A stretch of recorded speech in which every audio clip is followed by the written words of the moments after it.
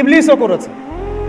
কিন্তু ইবলিস চিরস্থায়ী জাহান্নামী হচ্ছে, পক্ষান্তরে আদম আলাইহিস সালাম তওবা করে ফিরে আসছেন।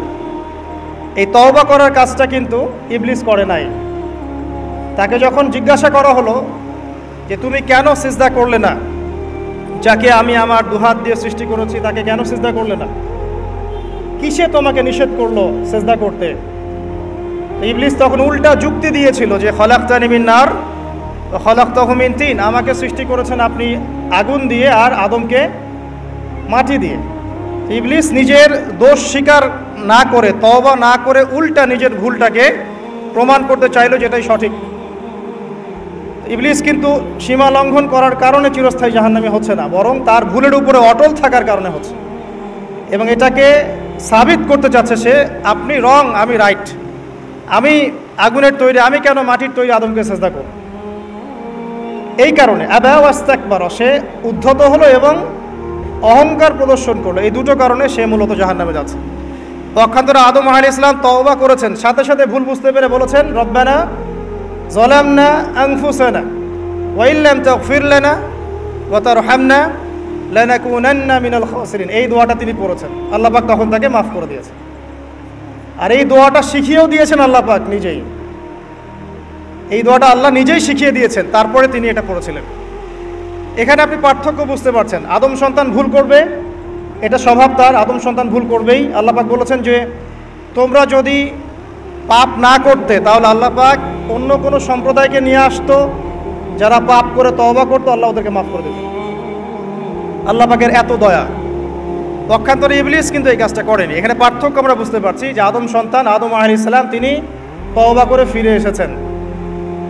এখানে আপনি বুঝতে পারছেন আল্লাহর ক্রোধ এবং গজব ইতিহাসের শুরুতে নাজিল হলো, হিস্ট্রির শুরুতেই। যদি আপনি আদম সৃষ্টি থেকে শুরু করে কিয়ামত পর্যন্ত একটা ইতিহাসের বই চিন্তা করেন, তাহলে এর প্রথম পৃষ্ঠাতেই এই ঘটনা। প্রথম পৃষ্ঠাতেই ইবলিস অবাধ্য হলো, আল্লাহ পাক রাগান্বিত হলেন। তাহলে আল্লাহর ক্রোধ এবং গজব নাজিলের প্রথম কারণ কি? আল্লাহর অবাধ্যতা এবং অহংকার, উদ্ধত আচরণ করা, আল্লাহর আদেশ নিষেধ না মানা। সিম্পল, আল্লাহ পাকের আদেশ নিষেধের পরোয়া না করা, এটা হচ্ছে গজব নাজিলের প্রধান কারণ। আর ক্ষমা প্রাপ্তির প্রধান কারণ কি? তওবা। আদম আলাইহিস সালাম তওবা করেছেন, আল্লাহ পাক মাফ করে দিয়েছেন। এবার সামনে যাই। আদম আলাইহিস সালামের দুই ছেলে হাবিল এবং কাবিল, কে কাকে হত্যা করেছিল? কাবিল হাবিলকে হত্যা করেছিল। কাবিল হাবিলকে হত্যা করেছে। সূরা মাইদার মধ্যে ঘটনাটা চমৎকার করে দেয়া আছে। যখন কাবিল হাবিলকে হত্যা করতে চাচ্ছিল, আর এটা কোনো মেয়ে সংক্রান্ত বিষয় ছিল না যেমনটা অনেকে বানিয়েছে, এটা ছিল এই কারণে যে হাবিলের কুরবানি কবুল হচ্ছিল। কারণ হাবিল কুরবানি করছিল আল্লাহকে সন্তুষ্ট করার জন্য, আর কাবিলের কুরবানি কবুল হচ্ছিল না। তখন কবুল হওয়ার নিদর্শন ছিল যে ওই জবাই করা পশুটাকে আসমান থেকে কোনো আগুন এসে খেয়ে ফেলতো। এটা হচ্ছে কবুলিয়তের নিদর্শন। এখন এটা নাই। তো কেন আমার ইবাদত কবুল হচ্ছে না? ওটা হচ্ছে এই হিংসার বশবর্তী হয়ে কাবিল হাবিলকে হত্যা করেছে। আর হাবিল বলছিল যে তুমি যদি আমাকে হত্যা করার জন্য হাত বাড়াও, আমি তোমাকে হত্যা করার জন্য হাত বাড়াবো না। এটা ছিল হাবিলের কথা। কাবিল যখন হত্যা করে ফেললো, এরপর সে তার ভাইয়ের লাশটা নিয়ে বসে আছে। লাশ কিভাবে দাফন করতে হয় এটা তার জানা নাই। আল্লাহ পাক তখন কাককে পাঠালেন। কাক অনেক প্রাচীন প্রাণী, মনে হয় আমাদের চেয়ে আগে হয়তো বা পৃথিবীতে কাক ছিল, হতে পারে, আল্লাহ ভালো জানেন। আল্লাহ পাক কাককে তখন পাঠালেন। সে তার ঠোঁট দিয়ে মাটি খুঁড়ে দেখিয়ে দিল কিভাবে মাটি খুঁড়ে দাফন করতে হয়। সুবহানাল্লাহ। শিক্ষা আমাদের চারপাশে আছে। প্রকৃতি থেকে আল্লাহ পাক শিখতে বলেছেন। পাহাড় থেকে শেখেন কিভাবে দৃঢ়তার সাথে দাঁড়িয়ে থাকতে হয়। মানুষ সমালোচনা করবে, আঘাত করবে, অত্যাচার করবে, এরকম ঢিল আপনার গায়ে লাগবে, ঢিল ভেঙে চূর্ণ বিচূর্ণ হয়ে যাবে, পাহাড় দাঁড়িয়ে থাকবে। সমুদ্রের কাছ থেকে শেখেন বড় মন, আকাশের কাছ থেকে শেখেন, পাখির কাছ থেকে শেখেন। এগুলো কিন্তু কোরআনেই আছে, আমি বানিয়ে বলছি না। আল্লাহ পাক প্রকৃতি থেকে শিখতে বলেছেন এবং সফর করতে বলেছেন। ওয়াসিরু ফিল আরদ, তোমরা জমিনে সফর করো বেশি বেশি। যুব সমাজকে এখন বলবো যে আপনারা এই ডিভাইসে এডিক্টেড না হয়ে ঘোরেন, দেশটা ঘুরে দেখেন, জেলায় জেলায় ঘোরেন, সফর করেন, ঘোরেন। এতে করে আপনাদের মাইন্ড ফ্রেশ হবে, ডিভাইস এডিকশন কম হবে, আল্লাহ নিদর্শনগুলো দেখবেন, শিখতে পারবেন। আল্লাহ বলেছেন জমিনে ছড়িয়ে পড়ো, বিচরণ করো এবং ভ্রমণ করো, দেখো আল্লাহ পাকের নিদর্শনগুলো দেখো। ফানজুর কাইফা কানা আকিবাতুল মুকাদ্দিবিন, এবং লক্ষ্য করে দেখো যে আল্লাহর বিধানকে অস্বীকারীদের কি পরিণতি হয়েছে। তো এখানে দেখেন দ্বিতীয় অ্যাক্সিডেন্টটা হচ্ছে কি, খুন, ভাই ভাইকে হত্যা করছে। আর এই হাবিল কাবিলের এই সুন্নত কিন্তু এখন পর্যন্ত চলমান আছে। দেখবেন ভাই ভাইয়ের শত্রু এখন, ধর্মীয় ক্ষেত্রেও, পলিটিক্যাল ক্ষেত্রেও, গ্লোবাল ক্ষেত্রেও ভাই ভাইয়ের শত্রু। খ্রিস্টান দুইটা কান্ট্রি লড়াই করছে, দেখবেন দুটাই খ্রিস্টান। মুসলিম দুটা কান্ট্রি লড়াই করছে, দুটাই মুসলিম। মুসলিম দুটা পলিটিক্যাল দল লড়াই করছে, দুটাই মুসলিম। মুসলিম দুইজন ধর্মীয় আলোচক বা ধর্মীয় আলেম একে অপরের বিরুদ্ধে লেগে আছে, সবাই মুসলিম। হাবিল কাবিলের সুন্নত। এখানে আমাদেরকে হতে হবে কি, কাবিল না হাবিল? হাবিল। তুমি যদি আমাকে হত্যা করার জন্য হাত বাড়াও, আমি তোমাকে হত্যা করার জন্য হাত বাড়াবো না। একটা হাদিস বলি আপনাদেরকে, নবী সাল্লাল্লাহু আলাইহি ওয়াসাল্লাম বলেছেন পৃথিবীতে সর্বপ্রথম হত্যাকাণ্ড ঘটিয়েছে কাবিল। এই কারণে পৃথিবীতে কিয়ামত পর্যন্ত যত মানুষ খুন হবে সমস্ত এই পাপের একটা একটা করে অংশ কাবিলের আমলনামায় যুক্ত হবে। নাউযুবিল্লাহ। এর জানতেন নবীর সন্তান কাবিল, কিন্তু নবীর সন্তান। তো ভাষা, বংশ, রক্ত এগুলো কিন্তু আল্লাহর কাছে হক এবং বাতিলের মানদণ্ড না, তাকওয়া ছাড়া। যাই হোক, সামনে যাই। এখানে আপনি দেখছেন আল্লাহ পাকের এই যে গজব কাবিলের উপরে আসলো, কারণটা কি? সীমালঙ্ঘন করা, হত্যা। তাহলে বুঝলেন যে হত্যাকাণ্ড বাড়লে আল্লাহ পাকের গজব আসবে, যেটা এখন শেষ জামানায় বাড়ছে।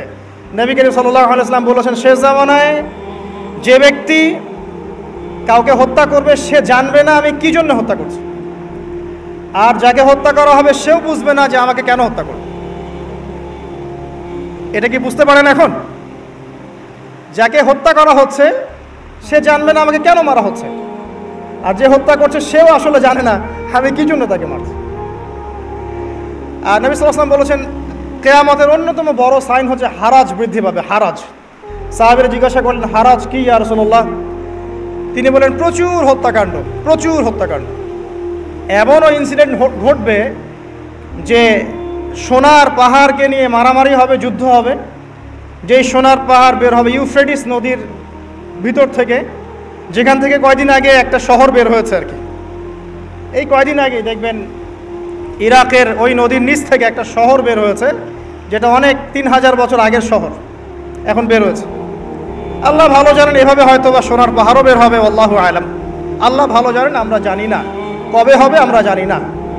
নবীজি বলেছেন এই সোনাগুলোকে কেন্দ্র করে প্রায় 80টার মতো দেশ, 80টার মতো ফ্ল্যাগ তারা যুদ্ধে জড়িয়ে পড়বে, এবং প্রতি হাজারে যারা যুদ্ধে জড়াবে তাদের প্রতি হাজারে 999 জন মানুষ মারা যাবে।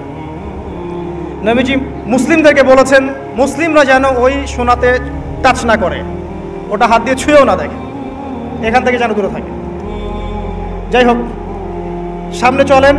এরপরে নূহ আলাইহিস সালাম, নাম শুনেছেন? 950 বছর তার কওমকে দাওয়াত দিয়েছেন। কত বছর? তার কওমকে এক আল্লাহর ইবাদতে দাওয়াত দিয়েছিল। তার কওমের প্রধান সমস্যা ছিল শিরক। তারা কিছু মূর্তির পূজা করত। তার নামগুলো আল্লাহ পাক সূরা নূহে বলেছেন, সূরা নূহের শেষের পৃষ্ঠার মধ্যে আছে। নূহ আলাইহিস সালামের কওমকে যখন দাওয়াত দেওয়া হচ্ছে, তারা বলতো যে লা তাযারুন্না আলিহাতাকুম ওয়ালা তাযারুন্না ওয়াদ্দা ওয়ালা সুআ ওয়ালা ইয়াউসা ওয়া ইয়াউক ওয়া নাসরা, তোমরা তোমাদের উপাস্যদেরকে ছেড়ে দিও না। তোমরা আদ, ইয়াগুস, ইয়াউক, নাসর এই উপাসকদেরকে ছেড়ে দিও না, এই মূর্তিদেরকে ছেড়ে দিও না। মানে তারা স্ট্যাচু ওয়ার্শিপ করতো আর কি, নূহ আলাইহিস সালামের কওম। এছাড়া আরও কিছু পাপ ছিল, কিন্তু মূল পাপ ছিল তাদের শিরক, আল্লাহর সাথে শিরক করা। আল্লাহ পাক এই কওমটাকে ধ্বংস করেছেন মহাপ্লাবন দিয়ে। এমন প্লাবন যা ইতিহাসে কখনো হয়নি, এমন বন্যা যা ইতিহাসে কখনো হয়নি। প্রায় পুরো পৃথিবীর প্রায় বেশিরভাগ অংশ ওই বন্যায় ডুবে গিয়েছিল। এবং এই পানির উচ্চতা সম্পর্কে কোরআনে এসেছে, সূরা হুদের মধ্যে আছে যে পাহাড়ের চূড়া পর্যন্ত পানি ছিল, পাহাড়ের চূড়া পর্যন্ত পানি ছিল। এবং একটা পাহাড়ের উপরে নূহ আলাইহিস সালামের ছেলে বসে গিয়েছিল, বাবা ডাকছে আসো আমার সাথে, আল্লাহর গজব থেকে আজকে কেউ বাঁচাতে পারবে না। সে বলছে যে আমি পাহাড়ে উঠে যাব ইনশাআল্লাহ, পাহাড়ে উঠে যাব আমি বেঁচে যাব, ইনশাআল্লাহ বলেনি, সরি, পাহাড়ে উঠে যাব আমি বেঁচে যাব। তখন নূহ আলাইহিস সালাম বললেন যে আজকে আল্লাহর গজব থেকে কেউ বাঁচাতে পারবে না। এরপর একটা বড় ঢেউ আসলো, এসে বাবা এবং ছেলের মাঝখানে পার্থক্য করে দিল। নূহ আলাইহিস সালাম বলেছিলেন, আল্লাহ সে আমার আমার পরিবারের একজন, তাকে মাফ করে দাও। আল্লাহ পাক বলেছেন লাইসা মিন আহলিক, সে তোমার পরিবারের কেউ না। এখানেও দেখেন নবীর সন্তান ঈমান না আনার কারণে কুফরির হালতে মৃত্যুবরণ করল এবং আল্লাহ পাকের মহাপ্লাবনে গজবে ধ্বংস হলো। এখানে একটা গজব পেলেন, বিশাল বন্যা, জলোচ্ছ্বাস। তাহলে এর কারণ কি? নূহ আলাইহিস সালামের পুরো কওম, মাত্র 40টা বা 80টা পরিবার বাদ দিয়ে বাকি সবাই ডুবে গেছে। আমরা যারা এখন পৃথিবীতে বেঁচে আছি, হোক সে হিন্দু বা মুসলিম বা খ্রিস্টান বা বৌদ্ধ, হুয়েভার হি ইজ বা জিউস, আমরা সবাই ওই 80টা পরিবারেরই সদস্য। আমাদের বাপদাদারা ওইখানে গিয়ে মিলবে, কারণ তার আগে কোনো মানুষ এখন পৃথিবীতে বেঁচে নাই। আমরা যারা বেঁচে আছি কোনো না কোনোভাবে আমরা ভাই, জানেন, কোনো না কোনোভাবে আমরা আত্মীয়, আমরা সবাই আত্মীয়। তো ওই 80টা পরিবারই এখন পৃথিবীতে বেঁচে আছে, এখানকার বংশধররাই। এখানে আমার প্রশ্ন যে বলেন নূহ আলাইহিস সালামের কওমকে কোন পাপের কারণে ধ্বংস করে দেওয়া হয়েছে? আমরা বলবো যে বাংলাদেশের জনগণকে আমরা বলবো যে শিরক ছেড়ে দেন, কবর পূজা ছেড়ে দেন, মাজার পূজা ছেড়ে দেন, শিরকের যত ক্যাটাগরিজ আছে এগুলো থেকে তওবা করে ফিরে আসেন, অন্যথায় আল্লাহ পাকের গজব কেউ ঠেকাতে পারবে না। শিরক থেকে বেঁচে না আসলে, বেঁচে না থাকলে আল্লাহর গজব ঠেকানোর কেউ নাই। আল্লাহ পাক শিরকের পাপটা মাফ করেন না, অন্য যে কোনো পাপ আল্লাহ পাক যাকে ইচ্ছা মাফ করতে পারেন, তবে তওবা করে মারা গেলে আল্লাহ মাফ করতে পারেন। তওবা না করে মারা গেলে ক্ষমা না পাওয়ার সুযোগই বেশি। তো যেখানে যেখানে দেখবেন এখনও এই শতাব্দীতেও, এই সালগুলোতেও বন্যা, দুর্যোগ, ভূমিকম্প, জলোচ্ছ্বাস ইত্যাদি হচ্ছে, দেখবেন ওই কওমগুলো কোনো না কোনোভাবে শিরকের পাপের সাথে সংযুক্ত আছে, কোনো না কোনোভাবে তারা শিরকের পাপের সাথে সংযুক্ত আছে। হয় তারা ধর্মের ক্ষেত্রে শিরক করছে, না হয় ইকোনমিক সেক্টরে শিরক করছে, না হয় অন্য কোনো বড় সেক্টরে শিরক করছে, নয়তো তারা আল্লাহ পাকের সমস্ত বিধান বাদ দিয়ে মানুষের মানবরচিত বিধানগুলোকে প্রাধান্য দিয়েই কাজ করছে। কোনো না কোনো জায়গায় শিরক আছে। আল্লাহ পাক এই কারণেই গজব পাঠাচ্ছেন। সামনে যাই চলুন। এরপরে আদ জাতি। আদ জাতির লোকরা ছিল প্রচণ্ড লম্বা চওড়া, অনেক লম্বা। আর আমি যেগুলো বলছি এগুলো কোনো রূপকথা নয়, এগুলো সবগুলি কোরআনের পাতায় পাতায় আছে। সূরা বাকারা পড়েন, সূরা হুদ পড়েন, সূরা নূহ পড়েন, বনী ইসরাঈল সূরাটা পড়েন, সূরা শুআরা পড়েন, এগুলোর মধ্যে এই ঘটনাগুলো পাবেন। একটা ছোট্ট সূরা আছে সূরা কমার, সূরা আর রহমানের ঠিক ইমিডিয়েট সূরাটা। এই সূরাটা যদি বাসায় গিয়ে পড়েন দেখবেন এখানে এই সব জাতিগুলোর বর্ণনা দেওয়া আছে খুব সংক্ষিপ্ত আকারে। আদ জাতির লোকেরা অনেক লম্বা চওড়া ছিল, প্রচণ্ড শক্তিশালী। তো তারা ইয়েমেন, হাদরামাউত এই জায়গায় বসবাস করত, পাহাড় কেটে বাড়ি নির্মাণ করত। তাদের কাছে আল্লাহ পাক হুদ আলাইহিস সালামকে পাঠালেন। তাদেরও প্রধান পাপ ছিল শিরক। দ্বিতীয়ত আরও কিছু পাপ ছিল। এক নম্বর, অহেতুক বিনা কারণেই তারা অনেক উঁচু উঁচু সৌধ নির্মাণ করত, এটা কোরআনে আছে। অহেতুক বিনা কারণে, দুনিয়ার চাকচিক্যের কারণে উঁচু উঁচু অট্টালিকা এবং সৌধ নির্মাণ করত, যেগুলো অপচয় ছিল, অপচয়। এবং তারা মানুষকে প্রচণ্ড প্রহার করত। ইযা বাতাসতুম জাব্বারিন, আল্লাহ পাক কোরআনে বলেছেন যখন তোমরা কাউকে মারো প্রচণ্ড রকম কঠিন মারো আর কি। এই মায়ের সিস্টেম এখনো আছে সব জায়গাতেই। মানুষকে প্রচণ্ড নির্মমভাবে তারা মারত এবং উঁচু উঁচু সৌধ নির্মাণ করত, শিরক করত এবং একটা কথা বলতো যে পুরুষের দাড়ি থাকবে, মুসলিম অমুসলিম সেটা বিষয় ছিল না, পুরুষেরও দাড়ি থাকবে। পরে না আমরা এটাকে রাসূলুল্লাহ সাল্লাল্লাহু আলাইহি ওয়াসাল্লামের সুন্নাহ দিয়ে আমরা এখন প্রমাণ করছি এবং উৎসাহিত করছি, কিন্তু পুরুষদের নরমালি দাড়ি থাকতো। এখন আপনি দেখবেন সব গাল চকচক করছে, চকচক করে গাল, কোথা নাই দাড়ি। কে বলে পুরুষ তারে আস্ত এক নারী, ঠিক যারা বলছেন তাদের তো দাড়ি নাই। শোনেন, ঠিক না ঠিক বলে দিন কায়েম হবে না। আমি রিসেন্টলি একটা বারবার বলেছি মাহফিলে, ইয়া আইয়ুহাল্লাযীনা আমানু আলাইকুম আনফুসাকুম, নিজের নফসের আগে ঠিক করেন, নিজেকে ঠিক করেন। লা ইয়াদুররুকুম মান দাল্লা ইন ইহতাদাইতুম, যারা পথভ্রষ্ট হয়ে যাচ্ছে বা গেছে, এদের পথভ্রষ্টতা তোমাদের কোনো ক্ষতি করবে না যদি তোমরা হেদায়েতের উপর থাকো। নিজে ঠিক থাকলে আসলে সব ঠিক। নিজে আরো বাতির মতো জ্বলে ওঠেন, আপনার আলো দিয়ে ইনশাআল্লাহ আরো বাতি জ্বলবে ইনশাআল্লাহ। আত্মশুদ্ধি খুব বেশি ইম্পর্টেন্ট এবং এটাই এখন সবচেয়ে বড় চ্যালেঞ্জ। এটা বই পড়ে হয় না, এটা আত্মশুদ্ধিওয়ালা মানুষদের কাছে যেতে হয়। সাহাবায়ে রাদিয়াল্লাহু আনহুম তারা কিন্তু বই পড়ে ইসলাম শেখেন নাই। নবী সাল্লাল্লাহু আলাইহি ওয়াসাল্লাম সূরা লিখে দেন নাই, যাও বাসায় গিয়ে পড়ে দেখো, শিখে নিও, এমন নয়। আমরা যেটা করি, বাসায় বই পড়ি অথবা দেখবেন ইউটিউবে লেকচার শুনি, ফেসবুকে কিছু শুনি, এভাবেই শিখি। আসলে বেশিরভাগ সবাই তো আর মাদ্রাসা যেতে পারছেন না, কিন্তু এভাবে নবী সাল্লাল্লাহু আলাইহি ওয়াসাল্লাম দ্বীন শেখান নাই, সাহাবায়ে কেরামও শেখেননি। সাহাবায়ে কেরাম রাদিয়াল্লাহু আনহুম তাকে দেখে দ্বীন শিখেছেন, তার সাথে নামাজ পড়েছেন, তার সাথে উঠা বসা করেছেন।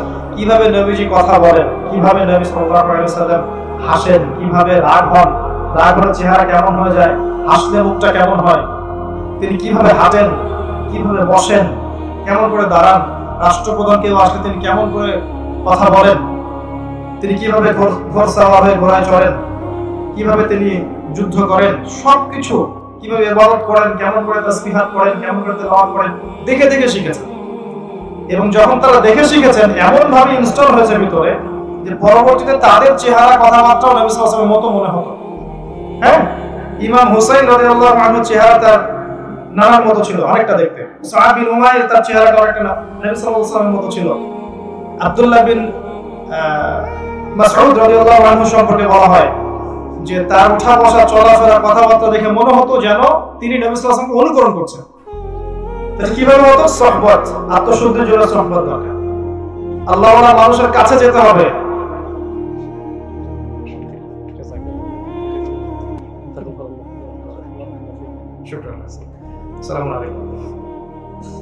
আল্লাহওয়ালা মানুষের কাছে যেতে হবে। আল্লাহওয়ালা মানুষ আপনার ঘর পর্যন্ত আসে, আপনি কি আল্লাহওয়ালা মানুষের কাছে যান? এখন এটা একটা সমস্যা, খেয়াল করে দেখবেন যে আল্লাহওয়ালা মানুষরা আপনার ঘরের কাছ পর্যন্ত আসে, আপনি কি নিজে তাদের কাছে যান? কখনো? আপনাদের এলাকায় হকপন্থী আলেম নাই? যারা মানুষের আত্মশুদ্ধি নিয়ে কাজ করছেন এমন শায়েখ নাই, এমন ওস্তাদরা নাই? তাদের কাছে গিয়ে পড়ে থাকাটা বেশি ইম্পর্টেন্ট একটা মাহফিল আসার চাইতে, একটা মাহফিল অ্যাটেন্ড করার চাইতে তাদের কাছে গিয়ে পড়ে থাকা, দিন শেখাটা বেশি ইম্পর্টেন্ট। এখানে গিয়ে অনেকে সমস্যায় পড়ে যাচ্ছে, আমি যাবো কার কাছে? একজনের কথা বলছেন, আরেকজনের কথা বলছেন, আরেকজনের কথা বলছেন। বিষয়টা এমন না, ইসলামের মৌলিক বিষয়ে কোনো পার্থক্য নাই। ইসলামের মেইন যে মৌলিক বিষয়গুলো, এগুলোতে কোনো পার্থক্য নেই, সবকিছু ঠিক আছে। কিছু কিছু বিষয় নিয়ে ইখতিলাফ আছে, ইখতিলাফি বিষয়গুলো আপনি বাদ দিয়ে দেন। যে বিষয়গুলো ইখতিলাফ আছে এগুলোকে এড়িয়ে যান। এর মধ্যে যেটা আপনার কাছে বেশি দালিলিক মনে হয় আপনি আমল করেন। অন্য ভাই যদি অন্য কিছু আমল করে তাকে শ্রদ্ধা করতে শেখেন। মাযহাব নিয়ে, তরিকা নিয়ে, দল নিয়ে, সংগঠন নিয়ে বাড়াবাড়ি করবেন, এতে করে আমাদের ঐক্যটা নষ্ট হয়ে গেছে এবং আমরা আল্লাহ পাকের একটা ফরজিয়াতকে অস্বীকার করেছি। ফরজিয়াত কি ছিল? ইয়া আইয়ুহাল্লাযীনা আমানু ইত্তাকুল্লাহ হাক্কা তুকাতিহি ওয়া লা তামুতুন্না ইল্লা ওয়া আনতুম মুসলিমুন। এরপর আয়াত ওয়া'তাসিমু বিহাবলিল্লাহি জামিআ ওয়া লা তাফাররাকু। তোমরা সবাই আল্লাহর রজ্জুকে শক্ত করে ধরে থাকো এবং দলে দলে বিভক্ত হয়েও না। আমরা ধরেও থাকি নাই, উল্টা বিভক্ত হয়েছে। আল্লাহ যেটা করতে বলেছেন সেটা করি নাই, যেটা করতে নিষেধ করেছেন সেটা করেছে। আমার কথা কি বুঝতে পারছেন? এখন বলেন, একজন ব্যক্তি নাস্তিক বা একজন ব্যক্তি কাফের, সে কোরআনকে অবমাননা করেছে, এটা বড় বিষয় না আমি মুসলিম হয়ে কোরআনের আয়াতকে মানছি না এটা বড় বিষয়? কথা বলেন। আমি মুসলিম, কোরআনকে ভক্তি শ্রদ্ধা করি, কোরআনকে ভালোবাসি, কোরআনের জন্য জীবন দিতে চাই, তাই না? কিন্তু কোরআনে বলা হচ্ছে ঐক্যবদ্ধ হওয়া হচ্ছে না, বিভক্ত হয়েও না বিভক্ত হচ্ছে, সুদ খেয়েও না খাচ্ছি, জেনার ধার কাছেও যেও না যাচ্ছি, নামাজ পড়ছি না, যাকাত দাও দিচ্ছি না, রমজান রোজা রাখছি না, এতিমের মাল আত্মসাৎ করছি, প্রতিবেশীর অধিকার দেওয়া দিচ্ছি না, পিতা মাতার সাথে ভালো আচরণ করছি না। এখন বলেন কে বড় অপরাধী? ওই নাস্তিক, ওই কাফের, ওই মুরতাদ না আমি নিজে? এটাই হচ্ছে সে আয়াত, আলাইকুম আনফুসাকুম, নিজে ঠিক করো। আল্লাহ বলছে নিজে ঠিক হও। তুমি নিজে ঠিক হও, বাকি সব ঠিক হয়ে যাবে ইনশাআল্লাহ। নিজে ঠিক না হলে কোনোদিনও সবকিছু ঠিক হবে না। আমি বারবার একটা কথা বলি এখন মাহফিলে, বারবার ঘুরাই, কারণ হচ্ছে আল্লাহ পাক নিজে সূরা আর রহমানের মধ্যে একই আয়াত 31 বার বলেছেন। কোনটা সেটা? ফাবিআইয়ি আলাই রাব্বিকুমা তুকাযিবান। কোরআনে কি শব্দের অপচয় করার জায়গা আছে? আল্লাহ পাক তারপরেও এই একটা সূরার মধ্যে 31 বার এক কথা কেন বলতে গেলেন? নিশ্চয়ই আল্লাহ আপনাকে কোনো মেসেজ দিতে যাচ্ছেন, বারবার কানের মধ্যে ঢোকাতে যাচ্ছেন। কোরআন তো এমন কিতাব যেখানে একটা শব্দ দিয়ে একটা পুরা কওমের কথা বলা হয়েছে। অনলি একটা সেন্টেন্স দিয়ে আল্লাহ পাক পুরো একটা শতাব্দীর ঘটনা বলেছেন। হ্যাঁ, কোরআন এমন কিতাব। এই যে যুলকারনাইন আলাইহিস সালাম যখন যাচ্ছেন, একবার মাগরিবে একবার মাশরিকে, গল্পটা পড়েছেন, সূরা কাহফে আছে।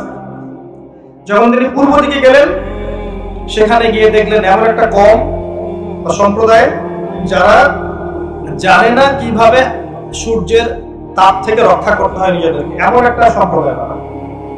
আল্লাহ পাক বলেন কাযালিক, তারা এইভাবেই ছিল, তারা এমনই একটা সম্প্রদায় ছিল যারা জানতো না কিভাবে সূর্যের তাপ থেকে নিজেকে বাঁচাতে হয়। কাযালিক, তারা এমনই ছিল। এই কাযালিক শব্দ দিয়ে আল্লাহ পাক পুরো একটা সম্প্রদায়ের বর্ণনা দিয়েছেন। কি বুঝলেন? সূরা মুমিনুনের প্রথম দিকের আয়াতগুলো পড়ে দেখবেন, ওখানে একটা সেন্টেন্সের মধ্যে আল্লাহ পাক বুঝিয়ে দিয়েছেন কিভাবে গর্ভের সন্তান আস্তে আস্তে আস্তে আস্তে বড় হয়ে ভূমিষ্ঠ হয়। তিনটা আয়াত, এই যে একটু আগে শুনলেন, ওয়াল আসরি ইন্নাল ইনসানা লাফি খুসর, তাই না? ইল্লাল্লাযীনা আমানু ওয়া আমিলুস সালিহাত ওয়া তাওয়াসাউ বিল হাক্কি ওয়া তাওয়াসাউ বিস সাবর। একটা ছোট্ট সূরা, আপনার জান্নাতে যাওয়ার সবকিছু এই সূরার মধ্যে বলা আছে। এরকমই কোরআন এমন কিতাব, সেখানে আল্লাহ পাক 31 বার কেন বলছেন? আপনাকে বারবার একটা কথা স্মরণ করাতে আছে। ঠিক একই ভাবে আমি বলার চেষ্টা করছি আত্মশুদ্ধির কথা বারংবার, যে আলাইকুম আনফুসাকুম, নিজের নফসের খবর নাও, নিজে ঠিক হও। দেখেন, নিজে আগে তাওহীদ শেখেন। তাওহীদ মানে কি? একত্ববাদ, আল্লাহ পাকের একত্ববাদ নিজে শেখেন। নিজে আগে সুন্নত শিখেন। তাওহীদ এবং সুন্নত খুব ইম্পর্টেন্ট। তাওহীদের এগেইনস্টে গেলে আপনি শিরক করবেন, সুন্নত না জানলে বিদআত করবেন। এই তাওহীদ এবং সুন্নাত শিখতে হবে কোরআন এবং সুন্নাহ থেকেই, কোরআন এবং হাদিস থেকেই। কোরআন এবং হাদিস আপনি একা শিখতে পারবেন না, আপনার উস্তাদ লাগবে। একা একা যতটুকু শিখবেন ঠিক আছে আলহামদুলিল্লাহ, কিন্তু উস্তাদ লাগবেই। এবং উস্তাদ শুধু পড়ানোর জন্য, লেখানোর জন্য নয়, বরং এমন উস্তাদ লাগবে যাকে দেখে আপনার ভিতরটা পরিশুদ্ধ হবে। খুব ডিফিকাল্ট, কারণ অনেক সময় দেখা যাবে এমন কিছু মানুষ দিনের রিপ্রেজেন্টেটিভ হয়ে বসে আছেন যাদের ভিতরেই দিন নাই, এমন হতে পারে। তো আপনাকে আল্লাহর কাছে দোয়া করে খুঁজে নিতে হবে। আল্লাহ পাক সবাইকে যোগ্য আলেমের সোহবত দান করুন, আমিন। আপনাকে শিখতে হবে ইলম অর্জনের মাপকাঠিগুলো, সাবজেক্টগুলো। আমল আপনাকেই করতে হবে। আপনি হয়তো আল্লাহওয়ালা মানুষদেরকে দেখে আমলে উৎসাহিত হবে, কিন্তু আমল আপনাকেই করতে হবে। হালাল রিজিক আপনাকেই খেতে হবে, হুজুর খাইয়ে দিবে না। যত ওয়াজ করা হোক না কেন, হালাল হারাম ছেড়ে দেন, হালালে থাকেন, হালালে থাকেন, আপনি যদি ফিরে না আসেন, ভাই আমি কি ওয়াজ করে আপনাকে পরিবর্তন করতে পারবো? আর আমি যদি নিজেই হালাল না খাই, আমার কথা শুনে আপনিও হালাল খাবেন না, এমনটা হতেই পারে না। যে আমি সুদ খাচ্ছি আর আপনাকে বলছি যে আপনি সুদ খায়েন না, আপনি ছেড়ে দিবেন, এমনটা হতে পারে না। এটা আল্লাহ হুদ আলাইহিস সালাম দাওয়াত দিতেন, তখন একটা কথা বলতো, মান আশাদ্দু মিন্না কুওয়া, এই কথাটা। ফেরাউন যেমন বলতো আনা রাব্বুকুমুল আ'লা, এরকম আজ জাতি বলতো মান আশাদ্দু মিন্না কুওয়া, আমাদের চেয়ে শক্তিশালী আর কে আছে, আমাদের চেয়ে শক্তিশালী আর কে আছে। এখনকার বিশ্বে এমন কথা মানুষ বলে না, আমাদের চেয়ে পরাশক্তি আর কে আছে, আমরা সুপার পাওয়ার। এরাও বলতো মান আশাদ্দু মিন্না কুওয়া। আল্লাহ পাক বলছে আওয়ালাম ইয়ালামু আন্নাল্লাহা হুয়া খালাকাকুম হুয়া আশাদ্দু মিনহুম কুওয়া, তারা কি জানে না যে আল্লাহ তাদেরকে সৃষ্টি করেছে, সেই আল্লাহ ওদের চেয়ে শক্তিশালী। আল্লাহ পাক এই কওমটাকে ধ্বংস করলেন কিভাবে? 7 দিন কন্টিনিউয়াসলি, 7 দিন প্রচণ্ড টর্নেডো, এই যে আমরা যেটা বলি ঝড়, ঘূর্ণিঝড়, টর্নেডো, এরকম বজ্রপাত এবং প্রচণ্ড টর্নেডো, ঘূর্ণিঝড়, এগুলো দিয়ে 7 দিনের মধ্যে এই কওমের প্রত্যেকটা মানুষকে আল্লাহ পাক এমনভাবে ধ্বংস করলেন, খেজুর গাছের ডাল যেমন পড়ে থাকে মাটিতে, এইভাবে তারা মাটিতে পড়েছিল। এখানে বলেন আল্লাহ পাকের আযাব আর গজব নাজিলের মূল কারণটা কি ছিল তাহলে? শিরক, অপচয়, অহংকার আর মানুষকে মারা। মানুষকে মারা আল্লাহ পাক সহ্য করেন না, জানেন? মানুষের চেহারায় মারতে নাই। দেখবেন আমাদের কারোর সাথে গন্ডগোল হলে আগে চেহারায় ঘুষি, তাই না? এই চেহারায় মারা নিষেধ। একটা হাদিসের মধ্যে আছে যে চেহারাটা আল্লাহ পাকের, এটা তো আসলে মারেফত, আমরা এটাকে এভাবে ব্যাখ্যা করতে পারবো না, কিন্তু চেহারা আল্লাহ পাক তার নিজস্ব মানে হাত দিয়ে, আল্লাহ পাকের নিজস্ব কুদরতি হাত দিয়ে আল্লাহ পাক সৃষ্টি করেছেন মানুষের চেহারায় মারতে আল্লাহ পাক নিষেধ করেছেন। আর মানুষকে অন্যায় কারণে মারা হলে আল্লাহ পাক নারাজ হন, খুবই অসন্তুষ্ট হন। কোনো ব্যক্তি যদি কোনো মানুষের জীবন বাঁচায়, সে যেন পুরো মানব জাতির জীবন বাঁচালো, সূরা মাইদার মধ্যে আছে। আবার কোনো ব্যক্তি যদি অন্যায় কারণে একটা মানুষকে হত্যা করে ফেলে, সে যেন পুরো মানব জাতিকেই হত্যা করবে। আজকে বিশ্বের বুকে সবচেয়ে সস্তা রক্ত কাদের? অথচ একজন মুসলিম, যে ব্যক্তি লা ইলাহা ইল্লাল্লাহ পড়ে, এই ব্যক্তি যতদিন পর্যন্ত জীবিত আছে আল্লাহ পাক কিয়ামত দিবেন না ইনশাআল্লাহ। একজন ব্যক্তি পৃথিবীতে যতদিন থাকবে, যে লা ইলাহা ইল্লাল্লাহ কালিমা পড়ছে, আল্লাহ আল্লাহ বলছে, ততদিন পর্যন্ত আল্লাহ পাক কিয়ামত দিবেন না ইনশাআল্লাহ। একজন মুসলিমের সম্মান দেখেন তাহলে। সেই মুসলিমদের রক্ত এখন সস্তা, চাইলেই যে কেউ মারতে পারে। ফান্তাজিরু, আল্লাহ পাক বলেছেন তোমরা অপেক্ষা করো, ওয়া ইন্না মাআকুম মিনাল মুনতাজিরিন, এবং আমরাও তোমাদের সাথে অপেক্ষা করছি। আল্লাহ পাক কোরআন এটা বলেছেন। এরপরে সামনে যান, এর পরের জেনারেশন আসলো সামুদ জাতি। সামুদ আদ জাতির ভাই, একই রকম, ওরাও ফিজিক্যালি অনেক স্ট্রং, তাল গাছের সমান সমান লম্বা, পাহাড় কেটে কেটে বাড়ি নির্মাণ করে। এরাও শিরক করলো এবং একটা স্পেশাল পাপ করলো। সেটা কি? আল্লাহ পাকের একটা মুজিজা আল্লাহ পাক দান করলেন ওদেরকে, উট, একটা উটনি, যেটা সালেহ আলাইহিস সালামের উটনি ছিল। তো আল্লাহর পক্ষ থেকে ইনস্ট্রাকশন ছিল যে এই উটনি তোমাদেরকে দুধ দিবে আর অনেক সুযোগ সুবিধা দিবে। আল্লাহ পাকের মুজিজা, মিরাকেল, এটাকে নষ্ট করো না, ধ্বংস করো না। তখন সালেহ আলাইহিস সালামের কওমের কয়েকজন ব্যক্তি এই উটটাকে হত্যা করলো, উটের পা কেটে ফেললো, উটটাকে হত্যা করে ফেললো।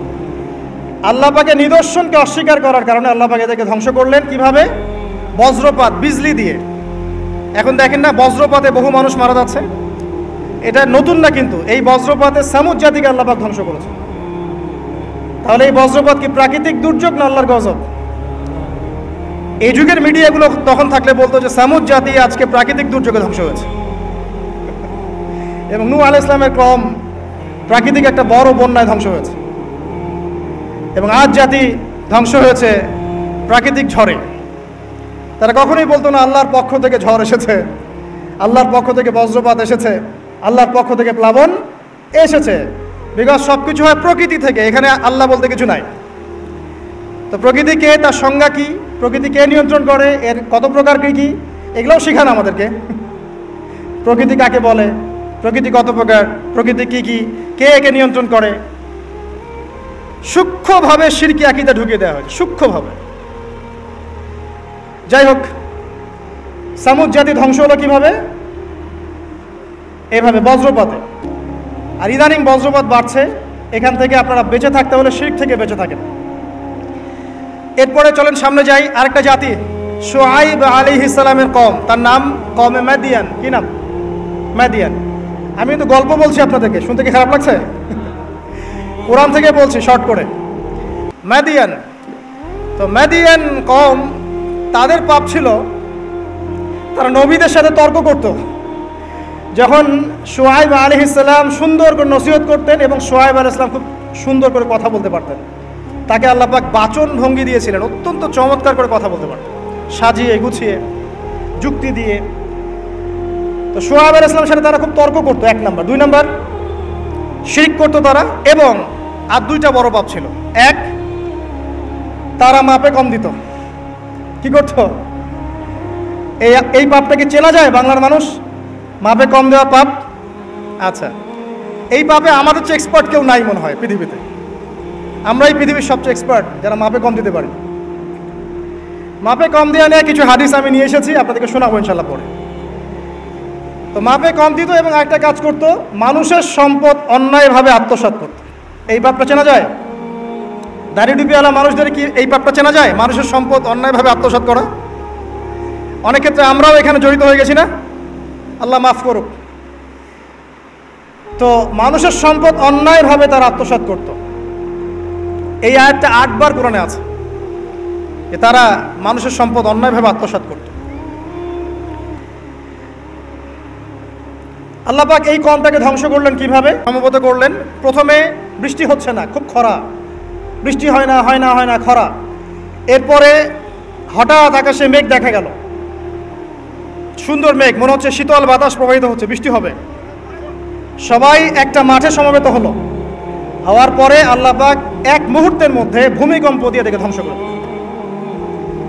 মনে রাখবেন, পৃথিবীতে সর্বপ্রথম যে কওমকে আল্লাহ পাক ভূমিকম্প দিয়ে ধ্বংস করেছেন তার নাম এই শুআইব আলাইহিস সালামের কওম, কওমে মাদিয়ান। কি নাম? কওমে মাদিয়ান। অতএব আপনারাও মাপে কম দিতে থাকেন, আর মানুষের সম্পদ অন্যায়ভাবে আত্মসাৎ করতে থাকেন, আর ভূমিকম্পের অপেক্ষা করতে থাকেন। যদি ভূমিকম্প নাজিল হয় আল্লাহর পক্ষ থেকে, তাহলে মনে রাখবেন এর পিছনে 2টা পাপ দায়ী মূলত। 1, পাপে কম দেওয়া, আর 2, মানুষের সম্পদ অন্যায়ভাবে আত্মসাৎ করা। এরপরে সামনে যান, লুত, কওমে লুত, লুত আলাইহিস সালামের কওম। এটা পৃথিবীর সবচেয়ে অ্যামেজিং কওম, বিস্ময়কর। মানে এমন এক পাপ করেছে যে পাপ বিশ্বের কোনো মানুষ করে না। তবে উম্মতে মুহাম্মাদির কিছু মানুষ এই পাপ করছে। আবার বলছি, লুত আলাইহিস সালাম এর কওম এমন পাপ করেছিল যেই পাপ এই বিশ্বে, মহাবিশ্বে কেউ কখনো করে নাই। কিন্তু উম্মতে মুহাম্মাদির কিছু মানুষ এই পাপ করছে এবং করবে, এটা আমাদের নবীজি ভবিষ্যৎবাণী করে গেছে। সেটা হলো শিরকের সাথে সমকামিতা। সমকামিতা কি বোঝেন? ছেলে ছেলের সাথে যৌন সম্পর্ক স্থাপন করছে, নাউযুবিল্লাহ, এবং মেয়ে মেয়ের সাথে যৌন সম্পর্ক স্থাপন করছে, নাউযুবিল্লাহ। ইদানিং ছেলে ছেলে ব্যাপারটা কমছে, মেয়ে মেয়েটা বাড়ছে। দেখবেন মেয়ে মেয়ে এখন যৌন সম্পর্ক স্থাপন করছে। কিভাবে আমরা জানি না, এটা বুঝেও আসে না যে কিভাবে এটা পসিবল। আল্লাহ রাব্বুল আলামিন এদেরকে ধ্বংস করলেন এমনভাবে, এটা অ্যামেজিং। আল্লাহ পাক 2জন ফেরেশতাকে পাঠালেন, একজনের নাম জিবরাইল আর একজন মিকাইল। তারা 2জন ছোট ছোট বালকের বেশে, একটু ইয়াং মানুষের বেশে লূত আলাইহিস সালামের বাসায় গেলেন এবং এলাকার লোকজন খবর পেল যে নতুন 2জন মেহমান এসেছে, কওমের মধ্যে নতুন 2টা মেহমান এসেছে। তারা গিয়ে লূত আলাইহিস সালামকে বলছে, তোমার মেহমানদেরকে আমাদেরকে দাও। লূত আলাইহিস সালাম বলছেন, আমার মেয়েরা আছে, চাইলে আমার মেয়েদেরকে বিয়ে করে নাও। দেখেন একজন নবী কত দরদি হলে এই কথাটা বলতে পারেন উম্মার জন্য, যে তোমরা এই পাপ কাজ ছেড়ে দাও, আমার মেয়েরা পড়ে আছে, চাইলে আমার মেয়েদেরকে বিয়ে করে নাও। আর এই কম বলছে যে তুমি খুব ভালো করেই জানো লূত আমরা কি চাচ্ছি। কথা কি বুঝতে পারছেন? তখন তিনি বলছেন, আলাইসা মিনকুম রাজুলুন রশিদ। সূরা হুদ পড়ে দেখেন, তোমাদের মধ্যে কি একটাও ভালো মানুষ বাকি নাই?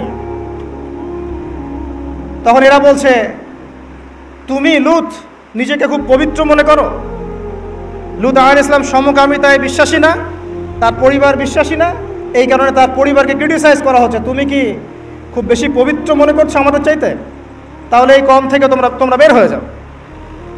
সমকামী কম এরকম জবাব দিল আর কি। তো আল্লাহ পাক কী করলেন, ওই দুই ফেরেশতা জিবরাইল এবং মিকাইল আলাইহিস সালাম, তাদের পাখা ছিল, ফেরেশতাদের পাখা থাকে, আর জিবরাইল আলাইহিস সালামের প্রায় 600টা পাখা আছে। কয়টা? 600 পাখা। তো এই দুটো পাখা দিয়ে তিনি ওই কওমে লূতকে উঠালেন, মাটির থেকে এভাবে তুলে আসমানে উঠালেন। আসমানে ওঠানোর পরে আল্লাহ পাক উপর থেকে পাথরের বৃষ্টি বর্ষণ করলেন, রজম পাথরের বৃষ্টি বর্ষণ করলেন। এবার এটাকে উল্টে তিনি এভাবে দাফন করে দিলেন। এটা এখন জর্ডানের ডেড সি, মৃত সাগর, এখানে এই কমটা ছিল। জর্ডান ডেড সি, মৃত সাগর, এখানে এই কমটা ছিল। এখানে দেখেন আল্লাহ পাকের আযাব আর গজব নাজিলের মূল কারণটা কি হলো? শিরক, সীমালঙ্ঘন এবং সমকামিতা, যেটা এখন আমরা মানে ব্যক্তি স্বাধীনতা মনে করি। আবার সমকামিতা এখন ব্যক্তি স্বাধীনতা, বাক স্বাধীনতা। একজন মানুষ চাইলেই একটা মেয়ের সাথে সম্পর্ক করতেই পারে, একটা ছেলে চাইলেই সম্পর্ক করতেই পারে। এবং বিশ্বের কিছু কান্ট্রি, যাদেরকে আমরা উন্নয়নশীল কান্ট্রি বলি বা একদম রুলিং স্টেট মনে করি আর কি, যাদের কথায় বিশ্বের অনেক স্টেট ওঠে আর বসে, এইসব কান্ট্রির মধ্যে এটা জায়েজ, লিগ্যালি জায়েজ, আইনত জায়েজ, করতেই পারে। বাধা দিলে আপনার সমস্যা, ওটা আইনে লজ আছে যেটা করা যাবে, আপনি বাধা দিচ্ছেন কেন? তারা ম্যাগাজিন বের করে, তারা আন্দোলন করে, রেইনবো ফ্ল্যাগ আছে ওদের 7 রঙের, এটা দিয়ে পতাকা দিয়ে মিছিল করে। তার মানে আল্লাহ পাকের গজব আসার কি বাকি আছে এখনো? আসে নাই, আবার বলেন আলহামদুলিল্লাহ। আসে নাই এখনো, বলেন আলহামদুলিল্লাহ। মনে করেছেন এদের সংখ্যা বাংলাদেশে নাই? দৃষ্টান্তমূলক শাস্তি না হলে এদের সংখ্যা তো বাড়বেই। দিন দিন এদের সংখ্যা বাড়ছে। আরেকটা কথা বলে রাখি, তোমরা যারা মিউজিক্যাল ইনস্ট্রুমেন্ট, তারপরে এই যে সিনেমা, সিরিয়ালস, সাংস্কৃতিক অনেক কর্মকাণ্ড, এইসব জগতের সাথে যারা সম্পৃক্ত আছো তোমরা, এই জগতের ভিতরে এই সমকামিতার প্রবণতা কিন্তু অনেক বেশি। বলবেন যে ভাই আপনি জানলেন কেমন করে? আমি জানি বলেই তো এই জায়গায় দাঁড়ায় আছে, এই জায়গায় দাঁড়িয়ে আপনাকে শোনাচ্ছে। আপনি জানেন, আল্লাহ পাক আপনাকে এখানে দাঁড় করাবো ইনশাআল্লাহ। খুব সতর্ক থাকবেন। এবং দিন দিন এটা বাড়ছে। আরে বাড়ার পিছনে একটা কারণ বলে দিই আমি, এই কারণটা যদি বন্ধ করা যায় ইনশাআল্লাহ এটা বন্ধ হয়ে যাবে। নৈতিকতার সাথে এই কারণটা যদি বাস্তবায়ন করা যায় ইনশাআল্লাহ বন্ধ হবে। সেটা হলো পর্নোগ্রাফি বন্ধ করে ফেলতে পারলেই ইনশাআল্লাহ তাআলা দেখবেন যে এই মহামারীগুলো কমে যাবে। একটা বিষয় মানুষ জানে না, সেটা করবে কিভাবে? আর যখন জানানো হচ্ছে যে এটা আসলে করা যায়, এটাও এমন, তখন তো মানুষ জানবে ও এটাও আছে, এটাও তাহলে করা যায়। যাই হোক, যারা বুদ্ধিমান তাদের জন্য ইশারা যথেষ্ট। পর্নোগ্রাফি যদি বন্ধ করতে পারি আমরা ব্যক্তিগতভাবে, অ্যাসোসিয়েশন ওয়াইজ বা রাষ্ট্রীয়ভাবে, এবং এটা করাটা উচিত, এটা করা খুবই উচিত। যুব সমাজকে যদি বাঁচাতে চাই এবং আমরা যদি বাঁচতে চাই, কোনো সন্দেহ নাই এটা বন্ধ করতে হবে। এবং ভিতরে ভিতরে এই বিষয়টা আমাদের সমাজের মানুষদেরকে ভিতর থেকে পশু বানিয়ে তুলছে আর কি। এটা আমরা বুঝতে পারছি না। এর ফলে ধর্ষণ বাড়ছে, জেনা বাড়ছে, এবং বাজে যৌন কর্মকাণ্ড বাড়ছে, বিকৃত যৌন চর্চা বাড়ছে, সমকামিতা বাড়ছে। এগুলোর মূল কারণ এটা বন্ধ করতে পারলে ইনশাআল্লাহ তাআলা এই প্রবলেম অনেকটাই সলভ হয়ে যাবে ইনশাআল্লাহ। আমরা রিকোয়েস্ট করব যারা দায়িত্বশীল, যাদের কাছে এই ক্ষমতা আছে, তারা যেন এই ক্ষমতাটাকে কাজে লাগায়। আল্লাহ পাক তৌফিক দান করুন, আমিন। এরপরে সামনে চলেন মূসা আলাইহিস সালামের কওম ফিরআউন। এই ব্যাপারে অনেক জানেন আপনারা, কারণ কোরআন খুললেই ফিরআউন আর মূসা। ফিরআউনের বড় পাপগুলো কি ছিল? 1 নাম্বার, সে বলেছিল আনা রব্বুকুমুল আ'লা, আমি তোমাদের মহান রব, মানে শিরক। 2, সে ডিভাইড অ্যান্ড রুলে বিশ্বাসী ছিল। বনু ইসরায়েলকে সে দাসে পরিণত করেছিল এবং তাদেরকে বিভিন্ন ছোট ছোট দলে উপদলে বিভক্ত করে শাসন করত। 2, 3 নাম্বার, মানুষ হত্যা করত, পুত্র সন্তানদেরকে হত্যা করত, কন্যা সন্তানদেরকে জীবিত রাখত, উদ্ধত আচরণ করত, সীমালঙ্ঘন করত। এমনকি ফিরআউন সম্পর্কে আল্লাহ পাক বলেছেন যে সে এই জমিনের বুকে সবচেয়ে বড় সীমালঙ্ঘনকারী ছিল। আর একটা তার গর্ব ছিল, সেটা হচ্ছে তার সেনাবাহিনী। ফেরাউনের সবচেয়ে বড় গর্বের বিষয় ছিল তার সেনাবাহিনী। সে মনে করতো যে আমার মতো ফোর্স পৃথিবীতে কারো নাই, আমি সুপার পাওয়ার। তো আল্লাহ রাব্বুল আলামিন কি করলেন? পুরো সেনাবাহিনী সহ ফেরাউনকে লোহিত সাগরে মুহূর্তে ডুবিয়ে মেরে দিলেন। এই যে আল্লাহ পাকের গজব চলে আসলো, কারণ কি? শিরক, সীমা লঙ্ঘন করা, মানুষের উপর অত্যাচার করা।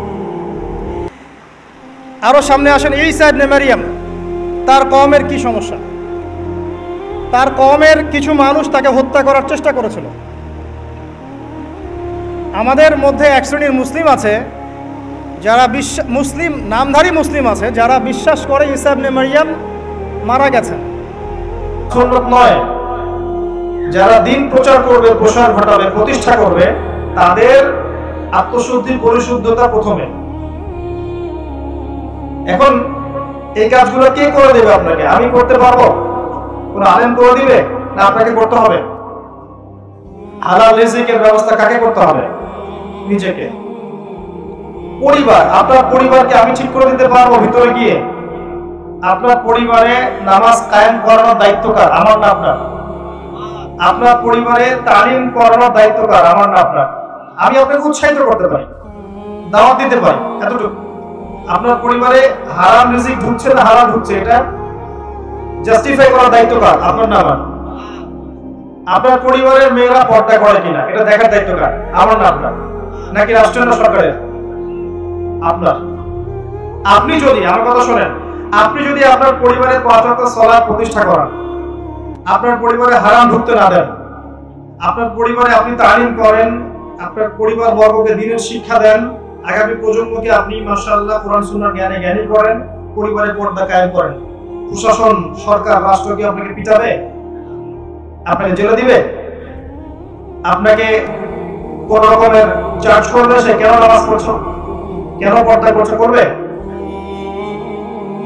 যদি কেউ এগুলো না চায়, সে ইনডাইরেক্টলি আপনাকে এখান থেকে ডিসকারেজ করতে পারে, অনুৎসাহিত করতে পারে। সরাসরি বলার সাহস হয়নি কারো এখনো যে নামাজ পড়া যাবে না, পর্দা করা যাবে না, সুদ খেতেই হবে, মদ খেতেই হবে, সরাসরি বলার সাহস আছে? এটা আল্লাহর জমিন, এত সহজ নয়। আল্লাহ পাক যাকে সর্বোচ্চ ক্ষমতা দিয়ে দিবেন সেও এগুলো বলতে পারবে না ইনশাআল্লাহ। এটা কোরআনের বিধান, এটা ইসলাম। এর বিরোধিতা যারা করে তারাও মনে মনে ভয় পায় যে না জানি কোন দিন আমার কাছে গজব আসে। এটা কি জানেন? যারা কোরআন এবং সুন্নাহ সরাসরি বিরোধিতা করছে এখন, এরাও ভিতরে ভিতরে ভয় পায় যে কোন দিন না জানি আল্লাহর গজব আমার কাছে চলে আসে। একজন স্কলার ছিলেন, তার নাম শাইখ আহমেদ দিদাত রাহিমাহুল্লাহ, তিনি মারা গেছেন। তার নাম শুনেছেন? ডক্টর জাকির নায়েক, যাকে দেখে ইন্সপায়ার্ড হয়েছিলেন, মনে আছে? উনি কিন্তু বেশি এডুকেটেড ছিলেন না এই দিক থেকে, মানে সার্টিফিকেটের দিক থেকে। তিনি ক্লাস 8 কি 10 পাস করেছেন, আমার জানা ভুল হতে পারে, আমি এতটুকু জানি আর। কিন্তু তিনি কোরআন সুন্নাহকে গবেষণা করে খ্রিস্টান মিশনারিদের এগেইনস্টে এমন কাজ করেছিলেন যে প্রচুর খ্রিস্টান তার লেকচার শুনে মুসলিম হয়েছে। এবং দাওয়ার ক্ষেত্রে তিনি ছিলেন অনেক কঠোর।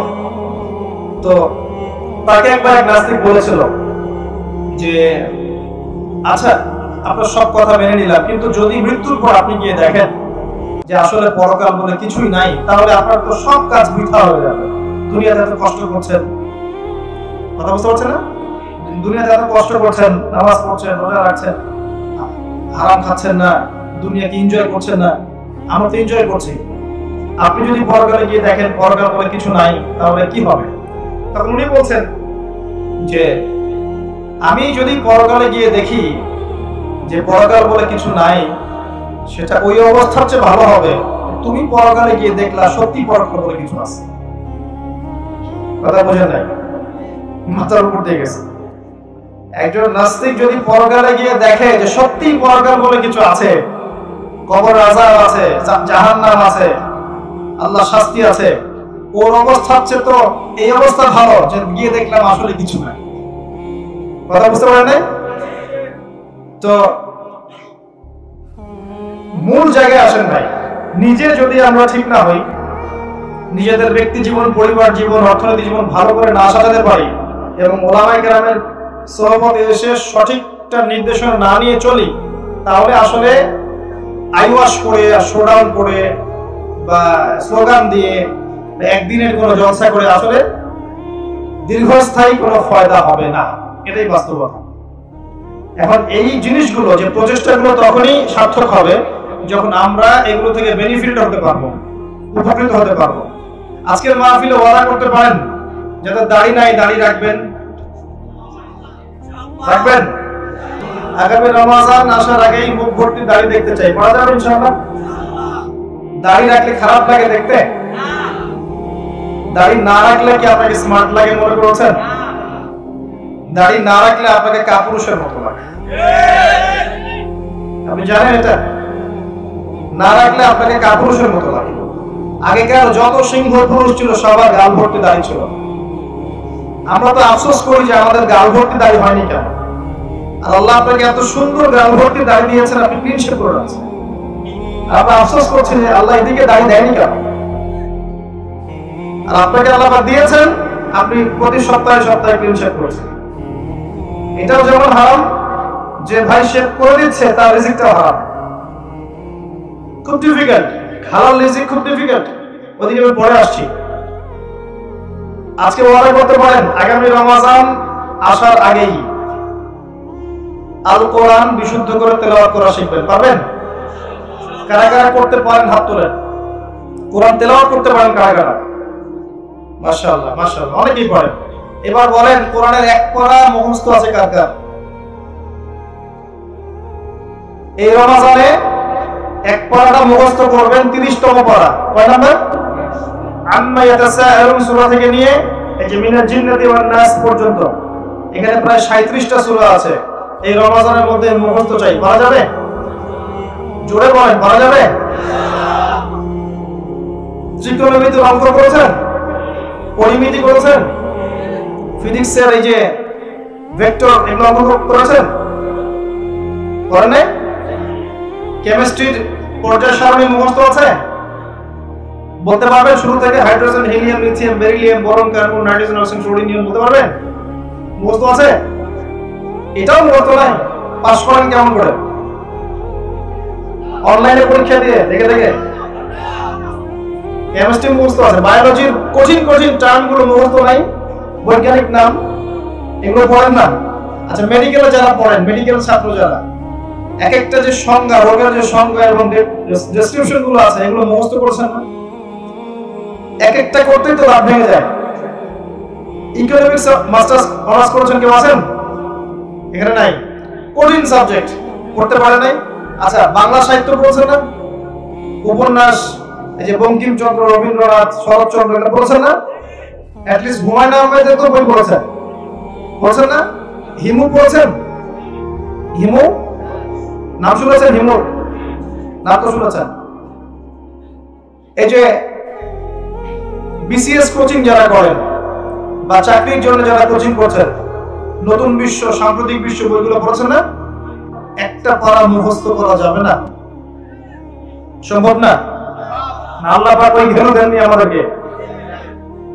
আল্লাহ পাক যে ঘেলু গুলো দিয়েছেন, মেমোরি, এগুলোকে আজে মাঝে পড়াশোনা করে তো নষ্ট করছেন।